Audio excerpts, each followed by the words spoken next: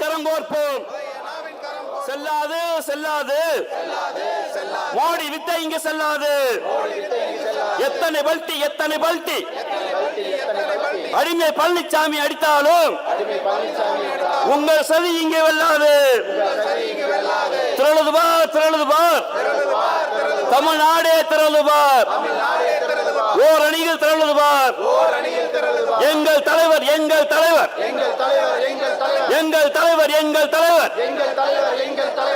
தாய்மானவர்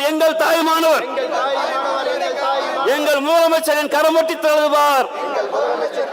வெல்லட்டும் ஆர்ப்பாட்டம் இது ஆர்ப்பாட்டம். பழனிசாமி எதிர்த்து ஆர்ப்பாட்டம் இது ஆர்ப்பாட்டம். ஆர்எஸ் உங்களை எதிர்த்து ஆர்ப்பாட்டம். கண்டிக்கின்றோம் பழனிசாமியை கண்டிக்கின்றோம்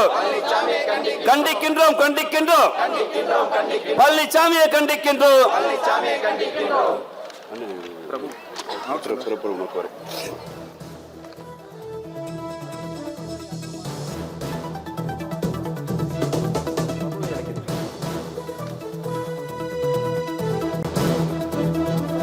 கண்டன ஆர்ப்பாட்டத்தினுடைய தலைவர் உள்ளிட்ட நிர்வாகிகள், இங்கே பெருந்திரளாக கூடியிருக்கின்ற மாணவர் இளைஞர்கள் அனைவருக்கும் வணக்கத்தை தெரிவித்துக் கொண்டு, இன்று தமிழ்நாடு முழுவதும் சம்பாதித்ததை காப்போம், சம்பந்தியை மீட்போம் என்று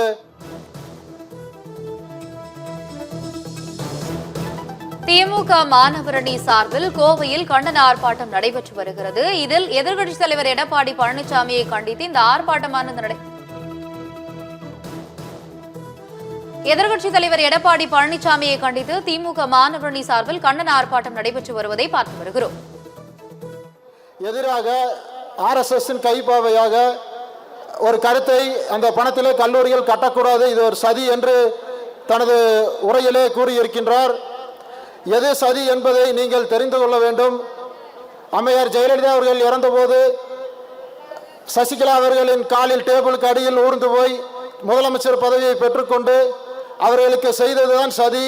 தமிழ்நாடு மாணவர்கள் தங்கள் கல்வியை தமிழ்நாட்டிலே தமிழக மக்கள் கோயிலுக்கு கொடுத்த பணத்தை வைத்து அதில் கல்வி கற்பதற்கு அதை போய் சதி எதுன்னு சொல்கிறாயே, இது முழுக்க மோடி அரசின் கைப்பாவையாக செயல்பட்டு கொண்டிருக்கிறார். மக்கள் அனைவரும் இதை உன்னிப்பாக கவனித்துக் கொண்டிருக்கிறார்கள்.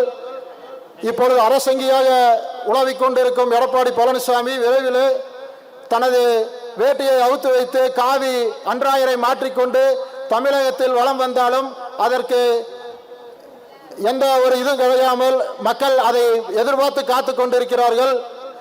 இந்த உரையை எடப்பாடியினுடைய கருத்தை எதிர்த்து இன்று மாணவரணியின் சார்பாக மாபெரும் கண்டன ஆர்ப்பாட்டம் இதோ இந்த இளைஞர் பட்டாளத்துடன் நடைபெற்று கொண்டிருக்கின்றது. இதைத் தொடர்ந்து தலைவர் அவர்களின் இலக்கம் 200 சட்டமன்ற தொகுதியில் வெல்வோம் என்ற இலக்கினை நாம் வெற்றி பெற்றிட அனைவரும் இந்த இளைஞர் பட்டாளம் அயராது உழைத்திட வேண்டும்.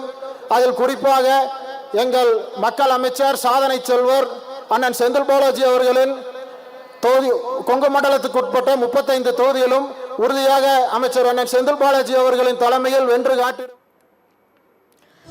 திமுக மாணவரணி சார்பில் கோவையில் கண்டன ஆர்ப்பாட்டம் நடைபெற்று வருகிறது. இதில் எதிர்க்கட்சித் தலைவர் எடப்பாடி பழனிசாமியை கண்டித்து மாபெரும் ஆர்ப்பாட்டம் நடைபெற்று வருவதை பார்த்து வருகிறோம்.